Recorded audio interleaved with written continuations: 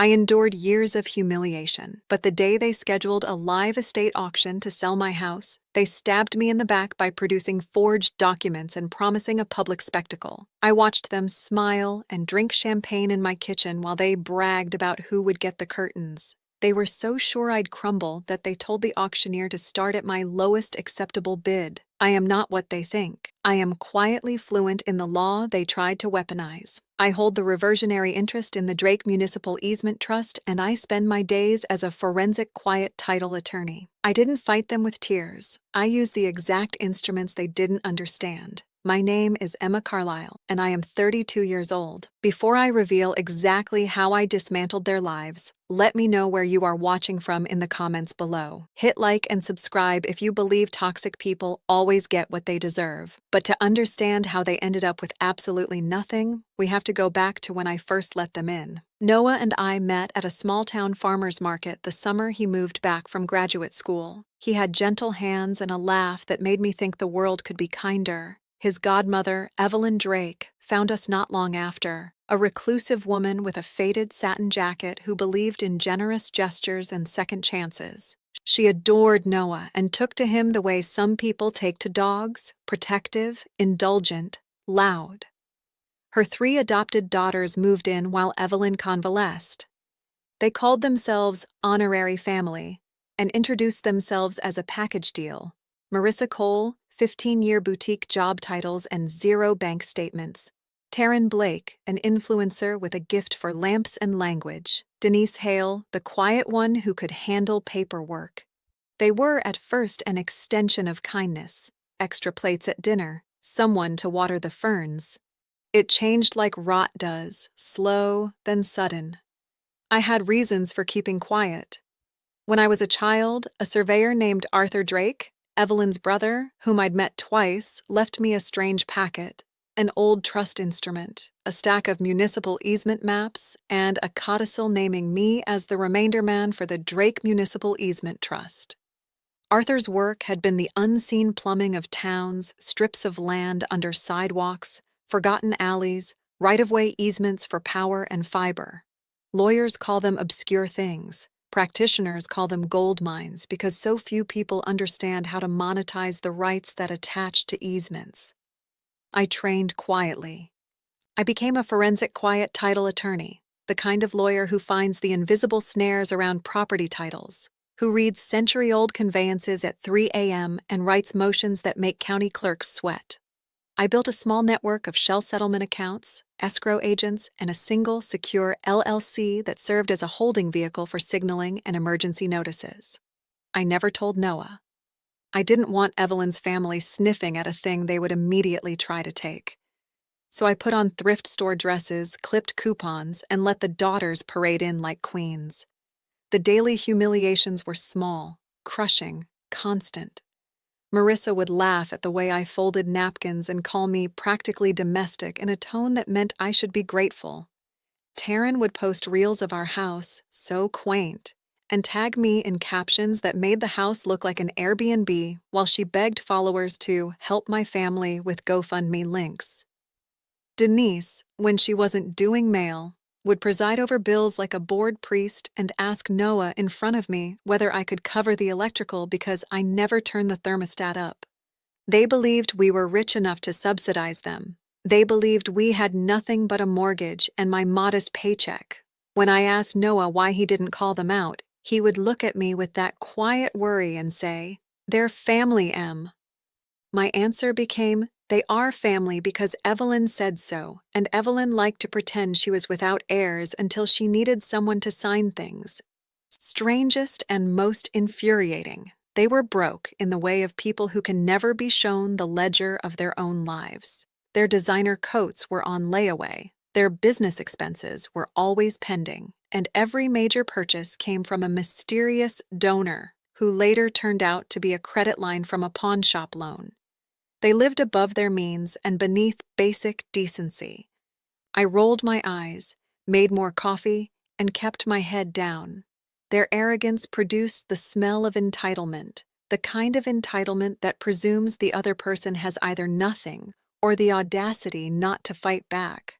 They planned to use that assumption. The plan was theatrical, an estate liquidation wrapped in charity. They convinced Evelyn to permit a heritage gala to honor her life and raise funds for a faux Drake Legacy Foundation. They rented the public library's community hall, booked the local public television crew that covered county events, and sent invitations to donors who liked the idea of a local human interest piece. They promised a live-streamed auction of important Drake artifacts, and underneath everything else, the house. They needed a story to keep the neighbors comfortable. So they wrote one. Arthur Drake had been a generous eccentric, they said, and in his benevolence he had left family property to the line of Drake heirs. They would claim that, with Evelyn's care bills rising and no one else stepping in, certain properties had to be liquidated to keep his legacy solvent. The most brazen part, they manufactured a temporary caretaker agreement, an affidavit they said I had signed, some kind of emergency consent to sell property, while I'd supposedly been unable to manage my affairs. Denise handled the paperwork. That should have been the first red flag. The signature on the document was mine, or at least a convincing facsimile. They took a certificate from a nurse that claimed I signed it in distress. They paid an appraiser a quiet amount and had the estate valued at barely over the mortgage, so the auction would seem like a philanthropic bargain. Then they scheduled the liquidation to coincide with the gala, thinking the live cameras and donors would produce sufficient cover if anyone asked questions afterwards. Their second move was nastier, a staged competency claim. For 3 months, they cultivated a narrative, social media posts about my supposed odd behavior. Neighbors told I was withdrawn. The old woman in the laundromat who once saw me trembling at the news machine became an eyewitness. They lined up a private psychologist who, for a fee, would provide a soft opinion, transient anxiety, impaired judgment. They were trying to create the smallest crack through which a conservatorship petition could slide, a way to have someone appointed to manage my affairs and sign away my rights. While Noah argued with me about whether to confront them, I watched. I recorded. I kept copies of everything. The thing about people who commit a scheme is they tell others too much when they think they've already won. They drank and instructed each other like sports coaches planning a robbery. The day they sent the first explicit demand was the day they thought I was weakest. They left an envelope with a handwritten letter. Emma, do the right thing. Sign the caretaker agreement. If you truly loved Noah, you would let the legacy be honored. It arrived with the casual cruelty of a request because that's how they coded their theft, with the language of family duty. They told themselves I wouldn't go to court. They told themselves Noah would side with them when threatened with scandal. They told themselves they could publish the auction video and the forged affidavit and the world would shrug and move on. They were greedy, sloppy, and spectacularly delusional about the one person who knew how to write a single sentence that stops wheels in their tracks. I did not get angry in the way they expected. Rage would have been theatrical. Instead, I went to work the way any professional does when she sees a fraud. I had 3 things they didn't know about me. The administrative hold I could place as a remainder man on any attempted emergency conveyance.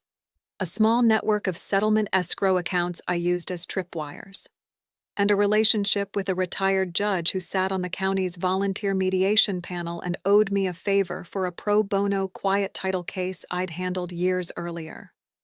First, I mirrored their audacity with a quieter audacity of my own. The caretaker agreement had to pass through the county filing system to lend it credence.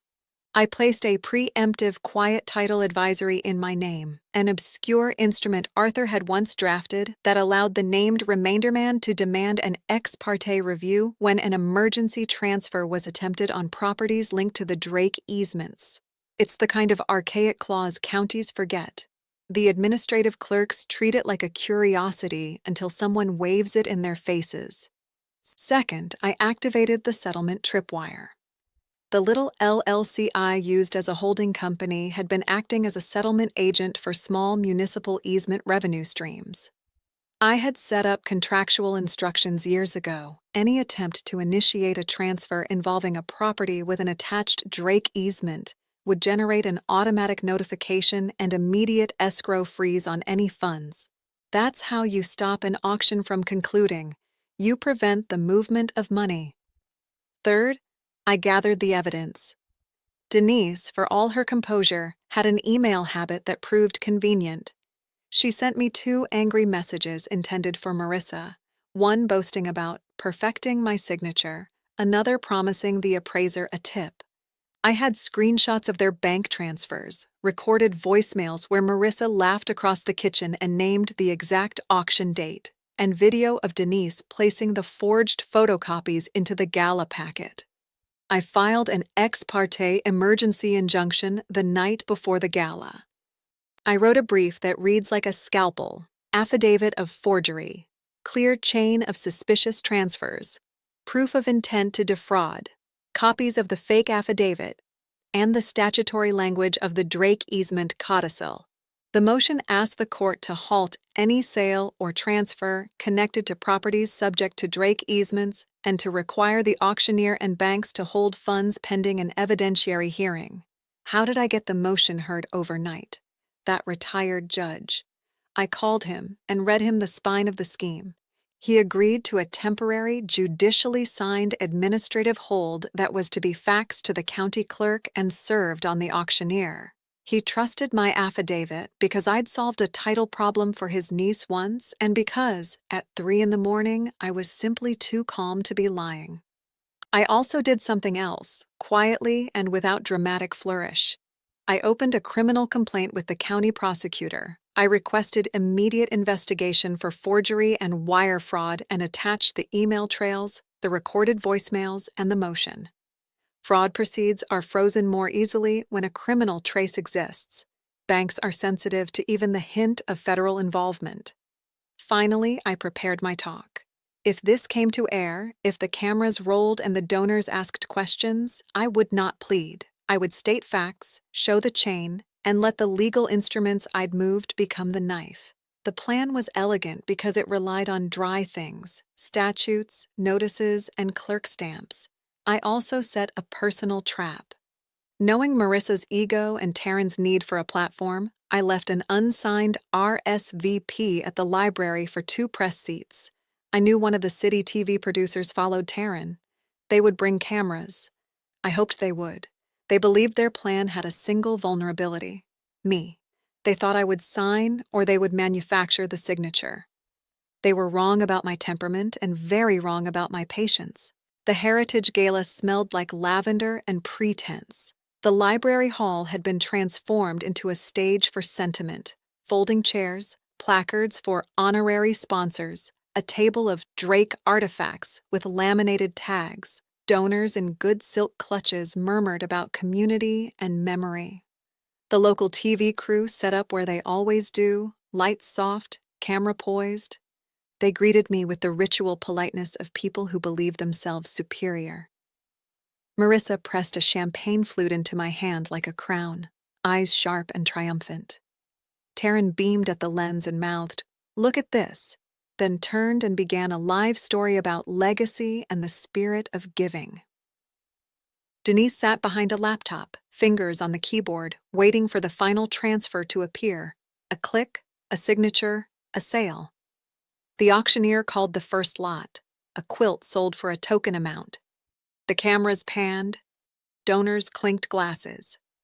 Then Marissa stood and introduced the main event, a live online auction of 207 Maple Street, my home, the original Drake property, she said, smiling like she'd solved a joke. That was the moment I had planned for.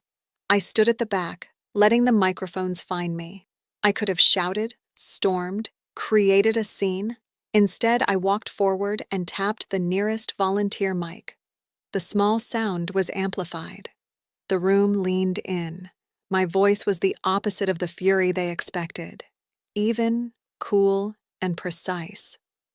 Good evening. My name is Emma Carlisle. I'm the legal remainder man of the Drake Municipal Easement Trust and a forensic quiet title attorney. I'm here to inform everyone present that any attempt to auction 207 Maple Street is stayed by an ex parte administrative hold issued by County Court, docket number 2197-E/Drake. The auctioneer and any banks involved have been served. The funds will not transfer and the sale is unlawful. For a second, the room misread my composure as a lapse. Then Taryn's live camera caught my name. Someone in the press whispered, "Isn't she the—" Marissa laughed, loud and thin. "Emma, sweetheart, are you serious? You can't just—" "I don't need to just," I said. Denise submitted a forged caretaker affidavit. I have copies of her emails boasting she fabricated my signature. The appraiser was paid off. I filed a criminal complaint last night for forgery and wire fraud. The county clerk has a stamped administrative hold on all transfers connected to Drake easements. The auction is invalid. The bank accounts tied to this sale are frozen pending investigation. There's a particular sound in a room that hears the word forgery, followed by the hum of a bank freeze. It's not silence exactly, but it's the sound of oxygen leaving the body of a plan. I watched it happen in their faces. Donors looked from me to the auction table and back. The auctioneer fumbled his script. The camera focused on Marissa, and for the first time she looked as if someone had removed her makeup. Panicked, real. Denise tried the old trick of deniability. "That paperwork was filed by the nurse. Evelyn asked for help," she said, voice too loud. "We were only trying to help keep the house." "Evelyn did not authorize this," I said. "And the nurse's certificate is counterfeit. You also have a recorded voicemail from Marissa at 2:12 a.m. confirming the plan to perfect the signature. The county prosecutor has been notified." I slid a packet of documents across the podium. A printout with the judge's stamped administrative hold, the email chain, bank transfer screenshots keyed to their accounts, and the complaint filing confirmation. The auctioneer touched the paper, throat tight. A deputy sheriff, no dramatic entrance, only the polite, professional one, walked in behind him. He had a copy of the injunction. He read, frowned, then looked at the auctioneer. "You're under an order to cease all attempted conveyances on the listed properties," he said. "We will be escorting you from the premises if you continue." On the live stream, Taryn's feed paused, then resumed with the county clerk's seal in the frame. Viewers in the chat asked what was happening. Followers of the local feed started posting screenshots of the documents I'd laid out. One donor, hearing the word forgery, asked whether his earlier donation could be refunded. By the time Marissa realized the magnitude of what she'd set in motion, someone in the crowd had already pulled up the criminal complaint on their phone. Then the banks began to answer to the law. My settlement agent had sent the UCC1 notices the second I filed, the automatic triggers I'd set into motion. Funds that would have paid the auctioneer sat frozen in escrow because transfers from the flagged accounts were flagged by the bank's compliance desk and held pending investigation. The auctioneer could not legally accept any payment. The auction could not conclude. The final humiliation came in the form of evidence the prosecutor requested on the spot. When Denise's laptop pinged with a new message, an internal ledger from the faux Drake Legacy Foundation that showed a pattern of moving donor funds into personal accounts, the deputy read portions aloud. "Movement of donor funds to personal accounts," he said. "This is embezzlement." Marissa dropped the champagne flute. The sound was small but holy in the room. She stepped toward me, voice raw. "You, how could you? Who are you to destroy us like this?" "I'm the person you underestimated," I said. "You thought I'd sign. You thought I'd go quietly. You thought my quiet meant weak. It does not." They were led out, not dramatically, but in cuffs, with a procession of evidence packets and deputies. The live camera did not cut away. Donors leaned back as if they'd been the ones hit. Neighbors that had laughed at me in grocery lines murmured apologies. Noah stood frozen, his mouth forming a thin O, looking both betrayed and relieved as his family was carried into a vehicle marked for criminal transport. I had no desire to humiliate beyond the necessary. This was not performance. It was a legal checkmate, surgical and public, And that was important because the point of public truth is that the apology you don't get can't be rewritten. They came to the house over the next week like wet ghost ships. Marissa's calls started as frantic pleading, "Emma, I didn't mean," then became promises. They'd sell their stuff, they'd raise money, they'd beg Evelyn to forgive them. Noah, who had loved them like a man loves the memory of a childhood friend, stood in the threshold and tried to patch things with the kind of band-aids people use for explosive gashes. Explanations, excuses, half-promises. He told me he never believed they would go so far, that he didn't help because he thought silence meant peace. I listened. I sat in the kitchen while they cried. I let the sound fill me because there is a satisfaction in hearing the truth finally speak. But pity is a currency I never spend on someone who forged my signature and sold my home. They begged for every salvable thing, the quilts, a box of letters, even the curtain rods. I handed back nothing, not a stitch. There is a line between justice and charity, and they had crossed it. The prosecutor's office pursued charges. The county clerk reversed the forged filings and issued a public notice about the attempted fraud. The appraiser lost his license. The local TV feed replayed the confrontation for a week. The town watched as the sisters were escorted, and somewhere between the second and the third replay, the mythology they had created began to dissolve. Noah and I had to repair things that are not legal documents: trust, intimacy, and safety in our own home. He apologized, properly, with a letter and a therapist, and waited while I decided whether his apology matched the risk he had taken in his silence. I told him my condition: no more family moving in without us first seeing bank statements, names on leases, and an agreement that anyone living here would be a paid tenant or an official guardian with documented finances. He laughed, a small, grateful sound as absurd as locking the barn after a storm. "I should have known you were dangerous in the right way," he said once. I also took what I had learned and made it public, not the raw, revengeful parts, but the useful, practical ones. I started a small community clinic for people who had been targeted by predatory benefactors, teaching homeowners how to spot administrative forgery, how to file a quiet title advisory, and how to place emergency holds when someone tries to sell property under false pretenses. The irony made me smile. The invisible legal tools I'd used to shut them down were now teaching neighbors how to protect themselves. There was a sweetness to the end that has nothing to do with money. It was the quiet of the house after their keys were collected. It was the way the garden stopped hosting their cigarette breaks and returned to the scent of rosemary and tomatoes. It was a neighbor, an older woman who had once tutted at my thrift store dresses, bringing me a pie and saying, "I suppose I owe you an apology." I accepted the pie and the apology both, because people need both sometimes.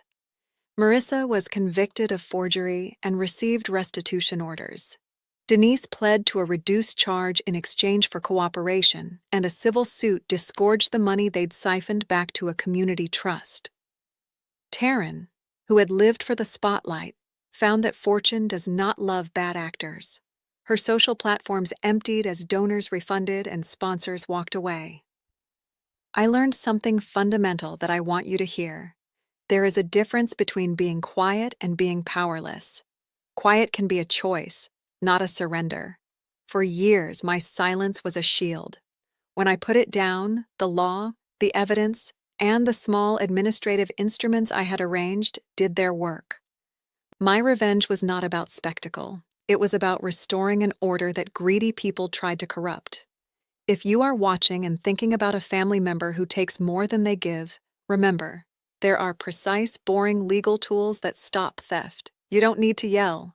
You need documentation, a plan, and a small network of witnesses and professionals who will not be charmed into silence. When they tried to auction my life away, I did not cry or scream. I served papers, I froze accounts, and I called the law. The rest was history.